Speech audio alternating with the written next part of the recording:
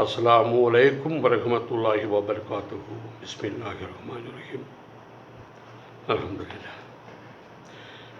പരമകാരുണികനും കരുണാമയനുമായിട്ടുള്ള അള്ളാഹുവിൻ്റെ നാമത്തിൽ സ്തോത്രം. അള്ളാഹുവിന് മാത്രം. അവൻ സർവ്വലോക പരിപാലകൻ, പരമകാരുണികൻ, കരുണാമയൻ, പ്രതിഫല ദിനത്തിൻ്റെ നാഥൻ. നിനക്കു മാത്രം ഞങ്ങൾ ഇബാദത്ത് ചെയ്യുന്നു, നിന്നോട് മാത്രം ഞങ്ങൾ സഹായം അഭ്യർത്ഥിക്കുന്നു. ഞങ്ങളെ നേർമാർഗത്തിലേക്ക് നയിക്കണമേ, നീ അനുഗ്രഹിച്ചവരുടെ മാർഗത്തിലേക്ക് നയിക്കണമേ. നിൻ്റെ കോപത്തിന് പാത്രമായവരുടെയും വഴിപടച്ചവരുടെയും മാർഗത്തിലേക്കല്ല. അൽഹംദുലില്ലാഹ്. ഈന്തമരങ്ങൾ ഇടതിങ്ങിയ ശീതള ശാദ്വലങ്ങളിൽ സുഖിക്കുന്ന അല്ലയോ മക്കാദേശമേ, പുണ്യദേശമേ, നിനക്കായിക്കൊണ്ട് മാത്രം പരമകാരുണികനായിട്ടുള്ള അള്ളാഹു ഉയർത്തിക്കാണിച്ച വീരപുരുഷനാണ് ഉമർ ബിൻ അൽ ഖത്താബ് അഥവാ ഖലീഫ ഉമർ.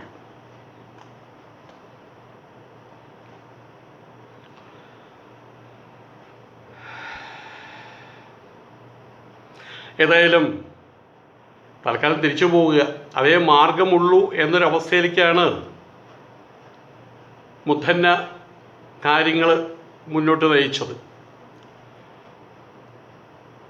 തൽക്കാലം പിന്നോട്ട് പോയതിനു ശേഷം വീണ്ടും വേണ്ടുന്ന രീതിയിൽ കാര്യങ്ങൾ പുനരാലോചിച്ച് പുനരാവിഷ്കരിച്ച് തിരിച്ച് യുദ്ധം ചെയ്യാമെന്നൊക്കെയാണ് അദ്ദേഹം കരുതിയത്. മുഥന്ന മുസ്ലിങ്ങളുടെ കൂട്ടമരണം ഒഴിവാക്കാൻ വേണ്ടിയിട്ടാണ് അങ്ങനെ അദ്ദേഹം തീരുമാനിച്ചത്. പക്ഷേ അബ്ദുല്ല ബിൻ മർത്തദിദ് ദഖഫി അത് പറ്റില്ലെന്ന് പറഞ്ഞു, അതിന് തടസ്സം സൃഷ്ടിച്ചു. ആ പാലം നിർമ്മിച്ചിട്ടുള്ള തോണികളിൽ ഒരു തോണി വേർപ്പെടുത്തി, പിന്നെ കടക്കാൻ പറ്റില്ലല്ലോ. മാത്രമല്ല അങ്ങനെ അലറി വിളിച്ചുകൊണ്ടാണ് പറഞ്ഞത്, പ്രിയപ്പെട്ട മുസ്ലിങ്ങളെ, ജനങ്ങളെ, നിങ്ങളുടെ നായകന്മാർ മരിച്ചത് നിങ്ങൾ കണ്ടല്ലോ, ഒന്നൊന്നായി മരിച്ചത് നിങ്ങൾ കണ്ടല്ലോ. അവർ മരിച്ച അതേ മാർഗത്തിൽ നിങ്ങളും മരണം വരിക്കണം, അതല്ലെങ്കിൽ വിജയം നേടണം. തോറ്റ് പിന്തിരിഞ്ഞ് ഓടുകയല്ല വേണ്ടത്. അത് മുസ്ലിമിന് വിധിച്ചതല്ല, അത് ഇസ്ലാമിന് വിധിച്ചതല്ല. അബ്ദുള്ള ബിൻ മർത്തദിൻ്റെ ഈ നടപടി അവിടെയുള്ള ആൾക്കാരേക്കും അവർ വറകൊണ്ടു, അവരേക്കും ഭയചകിതരായി. കുറേ ആൾക്കാരെടുത്ത് പുഴയിൽ ചാടി, ചിലരൊക്കെയും യൂഫ്രട്ടീസിൽ മുങ്ങി മരിച്ചു. നല്ല ഒഴുക്കുള്ള യൂഫ്രട്ടീസ് ആയതുകൊണ്ട് നീന്തലറിയാത്തവർക്ക് മുങ്ങി മരിച്ചു. ഇതൊക്കെയും കാണുകയാണ് മുഥന്ന. അദ്ദേഹം ജനങ്ങളോട് പറഞ്ഞു, നിങ്ങൾ ആദ്യം ശാന്തരാകുക. നമ്മൾ പിന്തിരിയാനാണെങ്കിലും മുന്നിൽ പോയിട്ട് വീണ്ടും യുദ്ധം ചെയ്യാനാണ് തീരുമാനമെങ്കിലും ആദ്യം മനസ്സിനെ ശാന്തമാക്കിയേ മതിയാകൂ. നിങ്ങൾ അക്ഷമരാകരുത്, നിങ്ങൾ ക്ഷമ അവലംബിക്കേണ്ടതുണ്ട്. ഏതായാലും അവരെ രക്ഷപ്പെടുത്താനായിട്ട് വേർപെട്ട പാലം ശരിപ്പെടുത്താൻ ഒരു സംഘത്തെ അവിടെ നിയോഗിച്ചു. ആ സമയത്തും ഈ മുഥന്ന പേർഷ്യക്കാരുമായിട്ട് വലിയ സംഘട്ടനത്തിലായിരുന്നു. അദ്ദേഹം അവരുടെ കൂട്ടത്തിലുള്ള ആളുകളും ചെറിയൊരു സംഘം അവരുടെ എതിരാളികളുടെ പേർഷ്യക്കാരുടെ എരച്ചു കയറ്റം വളരെ ഫലപ്രദമായിട്ട് തടഞ്ഞു നിർത്തുകയുണ്ടായി. അദ്ദേഹത്തിൻ്റെ ആ സമയത്ത് ഉള്ള മനസാന്നിധ്യം, അസാമാന്യ ധീരത, അദ്ദേഹത്തിൻ്റെ തൻ്റെ ഇടം, അത് ശത്രുക്കളുടെ മുന്നേറ്റം അവസാനിപ്പിച്ചു. അവർ പിന്മാറിയിട്ടില്ലെങ്കിലും മുന്നേറ്റം അവസാനിപ്പിച്ചു. അതിനിടയിൽ മുഥന്നയെ ആരോ കുന്തം കൊണ്ട് കുത്തി. ശരീരത്തിൽ മർമ്മസ്ഥാനത്ത് കുന്തം കൊണ്ട് കുത്തേറ്റ് അദ്ദേഹം ആഴത്തിൽ അദ്ദേഹത്തിന് മുറിവ് പറ്റി. എന്നിട്ട് ചോര വാർന്നൊഴുകുകയാണ്. അത് വെച്ച് അദ്ദേഹം പതറിയില്ല, അതിന് പേര് പിന്മാറുകയും ചെയ്തില്ല. അദ്ദേഹത്തോട് ചേർന്ന് നിന്നൊരുവനുണ്ട്, അബൂ സൈദിത്വായി. അതൊരു ക്രിസ്ത്യനാണ്, അദ്ദേഹം ക്രിസ്ത്യൻ സഹോദരനാണ്. അദ്ദേഹം ഇവർ രണ്ടുപേരും കൂടി ചേർന്ന് മുഥന്നയും കൂടി ചെയ്ത് അവരുടെ ധീരവീരശൂര പരാക്രമങ്ങൾ അതിൻ്റെ അങ്ങനെ ആ രീതിയിൽ പ്രതിരോധങ്ങളത്തെ അവസ്ഥ അത് അത്യന്തം പ്രശംസയ്ക്ക് അർഹമായ കാര്യങ്ങളായി മാറി. സലീദ് ബിൻ ഖൈസും ഈ പോരാട്ടത്തിലുണ്ടായിരുന്നു. വലിയ പങ്കാണ് അദ്ദേഹവും വഹിച്ചത്. അവസാനം ആയിരക്കണക്കിന് മുസ്ലിം രക്തസാക്ഷികളുടെ ചോര തളം കിട്ടിയെടുക്കുകയാണ് ചെയ്തത് ആ യൂഫ്രട്ടീസ് നദീതീരത്ത്. ആ നദീതീരത്ത് തന്നെ അദ്ദേഹത്തിൻ്റെ ശരീരവും അവിടെ പതിച്ചു. അത് വലിയൊരു ദുരന്തമായിട്ട് മാറി. പക്ഷെ ആ ദുരന്തം കണ്ടു നിൽക്കാനുള്ള ഒരു കരുത്ത് മുഥന്നയ്ക്കുണ്ടായിരുന്നില്ല.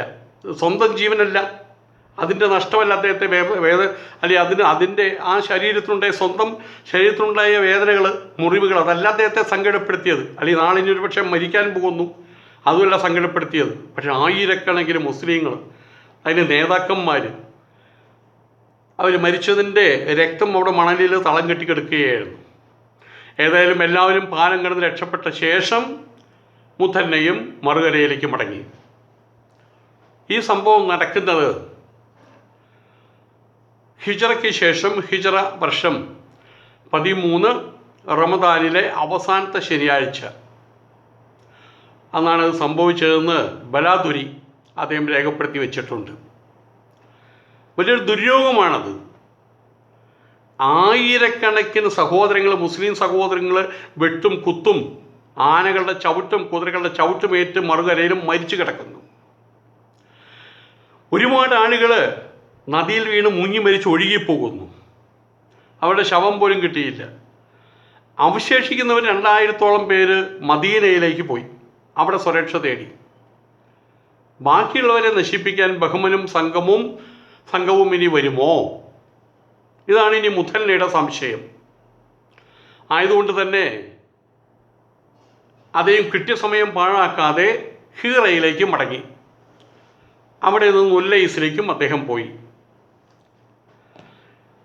പേർഷ്യൻ സൈന്യം രണ്ടായിട്ട് പിരിഞ്ഞ് പരസ്പരം മത്സരിച്ചു. റുസ്തമും ഫൈറൂസും 2 ചേരികളിലായിട്ട് മാറി. അതുകൊണ്ട് അവർക്ക് മുന്നോട്ട് നീങ്ങാൻ കഴിഞ്ഞില്ല. തലസ്ഥാന നഗരിയിലേക്ക് അവർ തിരിച്ചു പോകേണ്ടി വന്നു. അങ്ങനെയാണെങ്കിൽ പോലും ജാബാനും മർദാൻ ഷാഹും ഒരു സംഘം സൈന്യത്തോടൊപ്പം മുഥന്നയെ പിന്തുടർന്നു വന്നിരുന്നു. ഉല്ലൈസ് നിവാസികൾ ഈ സംഭവം അദ്ദേഹത്തെ ധരിപ്പിക്കുകയും അവരെ തടഞ്ഞു നിർത്താൻ, അവരെ പ്രതിരോധിക്കാൻ മുന്നോട്ട് വരികയും ചെയ്തു. അവരുടെ പറഞ്ഞറിയിക്കാൻ കഴിയാത്ത സാഹോദര്യം, സ്നേഹം, അതിൻ്റെ സഹായത്തോടെ ജാബാൻ്റെ സൈന്യത്തെ തുരത്താൻ മുഥന്നയ്ക്കും കൂട്ടുകാർക്കും എളുപ്പം സാധിച്ചു എന്നുള്ളതാണ് സത്യം. ജാബാനെയും മർദാൻ ഷാഹിനെയും പിടികൂടി അവരെ വധശിക്ഷയ്ക്ക് വിധേയരാക്കി. അങ്ങനെ ജാബാന് താൻ ചെയ്ത വഞ്ചനയുടെ ഫലം അവിടെ വെച്ച് തന്നെ അള്ളാഹു നൽകുകയും ചെയ്തു. യുദ്ധത്തിൽ നിന്ന് പിന്മാറുകയെന്നത് സ്വാഭാവികമാണ്. എങ്കിലും പോർക്കളത്തിൽ നിന്ന് രക്ഷയില്ലെന്ന് കണ്ട് പിന്തിരിഞ്ഞു ഓടുക എന്നുള്ളത് മുസ്ലിങ്ങളെ സംബന്ധിച്ചിടത്തോളം അവർക്കൊരിക്കലും ചിന്തിക്കാൻ പറ്റാത്ത കാര്യമാണ്, അചിന്ത്യമായിട്ടുള്ള കാര്യമാണ്. ഈ പറഞ്ഞ യുദ്ധത്തിൽ നിന്ന് പിന്തിരിഞ്ഞു ഓടിയ ആളുകൾ, യുദ്ധക്കളിൽ നിന്ന് പേടിച്ച് പിന്തിരിഞ്ഞു ഓടിയ ആളുകൾ, അവർ വലിയ അപമാനഭാരം അവർക്ക് ചുമക്കേണ്ടി വന്നു. വലിയ കുറ്റബോധം അവർക്കുണ്ടായി. ആയതുകൊണ്ട് തന്നെ അവർ ജനങ്ങളിൽ നിന്ന് അകന്നു നിൽക്കേണ്ടി വന്നു. പലരും സ്വന്തം വീടുകളിലേക്ക് പോലും പോയില്ല. അവർ പറയും, നാണം കെട്ടവരെ, വഞ്ചകരെ എന്ന് പറയും അവർ. ആയതുകൊണ്ട് അവരൊന്നും വീട്ടിലേക്ക് മടങ്ങിപ്പോയില്ല. കുടുംബങ്ങളിൽ ചേർന്ന ആളുകൾ അവർ പുറത്തിറങ്ങിയതുമില്ല. അതിൽ ചില ആളുകളൊക്കെ ചെയ്തു പോയ തെറ്റോർത്ത്, മറ്റുള്ളവരെ കൊലയ്ക്ക് കൊടുത്തതോർത്ത് കണ്ണീരും സങ്കടങ്ങൾ പറച്ചിലുമായിട്ട് കുറേ നാൾ അങ്ങനെ തള്ളി നീക്കി. മദീനയിൽ ആദ്യമായിട്ട് മടങ്ങിയെത്തിയത് അബ്ദുള്ള ബിൻ സൈദാണ്. അദ്ദേഹത്തെ കണ്ടപ്പോൾ ഖലീഫ ഉമർ സ്വാഭാവികമായിട്ട് വിവരങ്ങൾ അന്വേഷിച്ചു. അദ്ദേഹം മുസ്ലിങ്ങളുടെ കഥന അവിടെ നടന്ന സംഭവങ്ങളൊക്കെ ഖലീഫ ഉമറിനോട് പറഞ്ഞറിയിച്ചു. അത് കേട്ടപ്പോൾ അദ്ദേഹത്തിൻ്റെ മനസ്സ് വല്ലാതെ ചഞ്ചലിതമായി മാറി. പക്ഷെ അത് പുറത്ത് കാണിച്ചില്ല. അതുമാത്രമല്ല, യുദ്ധമുന്നണി അവിടെ നിൽക്കക്കള്ളിയില്ലാതെ അവിടുന്ന് തിരിച്ചു വന്ന ആളുകളെ അവരെല്ലാം വിളിച്ചു ചേർത്ത്, അവർക്ക് മാനക്കേടുണ്ടായിരിക്കുകയാണ്, അവരെയും വിളിച്ചു ചേർത്ത് അവരോട് പറഞ്ഞു, നിങ്ങൾ ചെയ്തതിൽ തെറ്റൊന്നുമില്ല, ആ ഒരു സാഹചര്യത്തിൽ അങ്ങനെ ഒരു ചെയ്തി അതിന് അതിൻ്റേതായിട്ടുള്ള ശരികളുണ്ട് എന്നൊക്കെയും പറഞ്ഞ് സാന്ത്വനിപ്പിച്ചു. ഇനിയും സമയമുണ്ട്, നിങ്ങൾക്കിപ്പോൾ ഒരു അപമാനം, ആ ഒരു മാനക്കേട് സംഭവിച്ചിട്ടുണ്ടെങ്കിൽ അത് തീർക്കാൻ ഇനിയും സമയമുണ്ട് എന്ന് പറഞ്ഞ് അവരെ കൂടുതൽ ധൈര്യപ്പെടുത്തുകയും ചെയ്തു. അതാണ് ഉമർ ചെയ്തത്. ത്വൽഹയും സുബൈറുമെല്ലാം അവരെ ആക്ഷേപിക്കാൻ ഒരുങ്ങിയ സമയത്ത് ഉമർ ശക്തമായിട്ടുള്ള ഭാഷയിലാണ് പറഞ്ഞത്, നിങ്ങൾ ചെയ്യുന്നത് ശരിയല്ല, യുദ്ധത്തിൽ ഇതെല്ലാം സ്വാഭാവികമാണ്, വെറുതെ ജീവൻ കൊടുക്കുന്നതല്ല യുദ്ധം, അതല്ല യുദ്ധത്തിലെ പോരാളികളുടെ സ്വഭാവം, അതല്ല.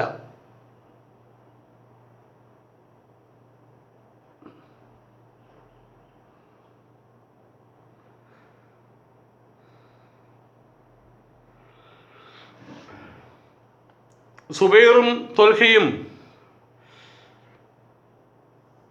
ഇവർ ചീത്ത പറയാൻ ഒരുമ്പെട്ടു. പക്ഷേ ഉമർ അതൊക്കെ വിലക്കുകയാണ് ചെയ്തത്.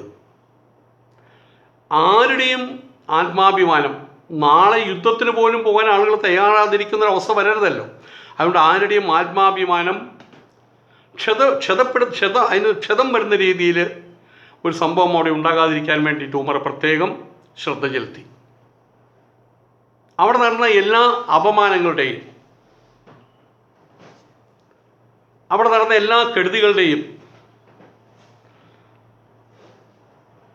അതിൻ്റെ പാപഭാരം അദ്ദേഹം സ്വയം ഏറ്റെടുത്തു.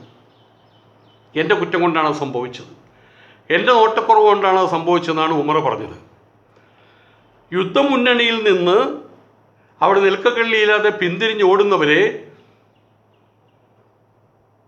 താക്കീത് ചെയ്യുന്ന ഖുർആൻ വചനങ്ങളുണ്ട്. അത് പാരായണം ചെയ്ത് ഉറക്കെ കരഞ്ഞ മുവാദിനെ ആശ്വസിപ്പിക്കുകയാണ് ചെയ്തത്. ഉമറിൻ്റെ ഉദാരത, അദ്ദേഹത്തിൻ്റെ സുമനസ്, അദ്ദേഹത്തിൻ്റെ കരുണ, തൻ്റെ കീഴിലുള്ള ആളുകളോടുള്ള വാത്സല്യം, ഇതൊക്കെ കൃത്യമായിട്ട് വെളിവാക്കുന്ന സംഭവങ്ങളാണ് അവിടെ നടമാടിയത്. ആ സമയത്ത് ജാബാൻ്റെ കഥ കഴിച്ചു, ഒപ്പം മർദാൻ ഷാഹിൻ്റെയും. അതിനുശേഷം മുത്തന്നയും സംഘവും കുറേ നാൾ ഉല്ലയിസിൽ തന്നെയാണ് ഉണ്ടായിരുന്നത്. ക്ഷീണത്തിന് ആശ്വാസം തോന്നിയപ്പോൾ, മുതന്നയ്ക്ക് മാരകമായിട്ടുള്ള പരിക്കേറ്റിട്ടുണ്ട്, അതിനെല്ലാം ആശ്വാസം തോന്നിയപ്പോൾ അവർ വീണ്ടും സൈന്യത്തെ ഒരുമിച്ച് കൂട്ടി. തങ്ങളുടെ കാര്യങ്ങൾ, അതുപോലെ ഇറാഖിലുള്ള മറ്റുള്ള മുസ്ലിങ്ങൾ അവരുടെ ഭാവിയെക്കുറിച്ചൊക്കെ വലിയ രീതിയിൽ അവർ ചിന്തിക്കാൻ തുടങ്ങി. പക്ഷെ മുന്നിൽ കാണുന്നതൊക്കെ വെളിച്ചം പരത്തുന്ന ദൃശ്യങ്ങളല്ല. ഇനി എന്ത് ചെയ്യണമെന്നറിയാതെ മുന്നിൽ ഇരുള് തടം കെട്ടി നിൽക്കുകയാണ്. ശത്രുക്കൾ നിസ്സാരക്കാരല്ല, പേർഷ്യക്കാർ നിസ്സാരക്കാരല്ല, ഇന്നലെ ഉണ്ടായവരല്ല. ആയതുകൊണ്ട് തന്നെ അവർ കൂടുതൽ ശക്തി സംഭരിച്ച് വരികയാണെങ്കിൽ ഈ യുദ്ധത്തിൽ ഒറ്റ മാർഗമേ ഉള്ളൂ, പിന്തിരിയുക. വേറെ മാർഗങ്ങളില്ല. അല്ലെങ്കിൽ വെറുതെ ചെന്ന് ഈയാമ്പാറ്റുകളുടെ പോലെ തീയിൽ ചെന്ന് വീഴുക, ഇല്ലാതായി മാറുക, അത് ബുദ്ധിമോശമാണ്. ഇനി പിന്മാറുകയാണെങ്കിൽ അവിടുത്തെ മുസ്ലിം നിവാസികളുടെ സ്ഥിതി എന്തായിരിക്കും? ഇറാഖിൽ അതോടുകൂടി ഇസ്ലാമിൻ്റെ ശബ്ദം എന്നേക്കുമായിട്ട് നിലയ്ക്കും. പിന്നെ ശബ്ദം ഉയർത്താൻ കഴിയില്ല. അതുകൊണ്ട് ഏത് വഴിക്ക് ആലോചിച്ചാലും അസ്വാസ്ഥ്യം വർദ്ധിപ്പിക്കുന്ന അവസ്ഥ. തിരികെ കൂടുതൽ മദർപൂരിൻ്റെ മേലെയാണെങ്കിലും താഴെയാണെങ്കിലും നാല് വശത്താണെങ്കിലും അങ്ങോട്ടോ ഇങ്ങോട്ടോ തിരിയാൻ കഴിയാത്ത അവസ്ഥ. എവിടെയും കുറ്റാക്കൂരിരുട്ട്, ചിന്തകളിൽ വെളിച്ചം പടരുന്നില്ല. എന്നിട്ടും മുഥന്ന മറ്റുള്ളവരോട് സുസ്മേരവദനായിട്ടാണ് സംസാരിച്ചത്. ആത്മവിശ്വാസത്തോടു കൂടിയിട്ടാണ് സംസാരിച്ചത്. അവർക്ക് ആത്മവിശ്വാസം പകരുന്ന രീതിയിലാണ് സംസാരിച്ചത്. മുഥന്ന പുതിയ സൈനിക സംഘങ്ങൾക്ക് വേണ്ടി കാത്തിരിക്കുകയാണ്. ഇക്കാര്യം ഖലീഫ ഉമർ അറിഞ്ഞു. അദ്ദേഹം പൂർവാധികം ശക്തിയോടുകൂടി രംഗത്തിറങ്ങി. നാടിൻ്റെ നാനാഭാഗത്ത് നിന്നും യോദ്ധാക്കളെ ശേഖരിക്കണം. അതിനുവേണ്ടി അവിടെയുള്ള പ്രസംഗകന്മാരെ, അതിനുവേണ്ടി അവിടെയുള്ള പ്രചാരകന്മാരെയൊക്കെ വിവിധ സ്ഥലങ്ങളിലേക്ക് നിയോഗിച്ചു. ആയതുകൊണ്ട് തന്നെ യുദ്ധത്തിൽ വിജയം കാക്ഷിക്കുന്നവർ, വിജയമില്ലെങ്കിൽ സ്വർഗം കാക്ഷിക്കുന്നവർ, വിജയമല്ലെങ്കിൽ സ്വർഗം,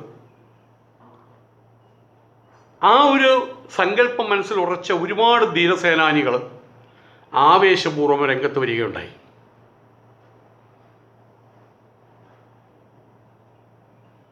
അതുമാത്രമല്ല, മതപരിത്യാഗികളുണ്ട്. അവർക്ക് സങ്കടമുണ്ട്, പശ്ചാത്താപമുണ്ട്. മടങ്ങിയവരുടെ മേലുണ്ടായിരുന്ന വിലക്ക് ഉപേക്ഷിച്ചിട്ടുണ്ട്. മതപരിത്യാഗികൾ പശ്ചാത്തപിച്ച് മടങ്ങുകയാണെങ്കിൽ അവർക്കും ഇതിൻ്റെ കൂട്ടത്തിൽ കൂടാം. അങ്ങനെ വിലക്കുകൾ ഇപ്പം നിലവിലില്ല. ആയതുകൊണ്ട് തന്നെ അവർ ചെയ്ത പാപം, ആ പാപത്തിനൊരു പ്രായശ്ചിത്തം ചെയ്യാൻ, അതിനുള്ള ഉത്കടവും അദമ്യവുമായിട്ടുള്ള ആഗ്രഹത്തോടെ അവരും സമരസജ്ജരായിട്ട് അവരും ഇറങ്ങിപ്പുറപ്പെട്ടു.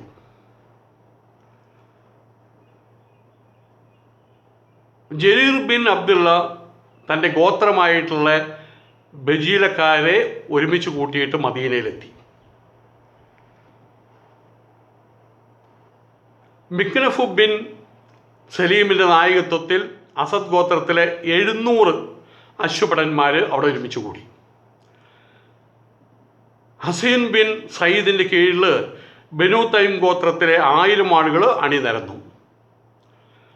അദിയു ബിൻ ഹാത്തിമിത്വായിയുടെ മേൽനോട്ടത്തിൽ വളരെ വലിയൊരു സംഘം വേറെയും ഒത്തുകൂടി.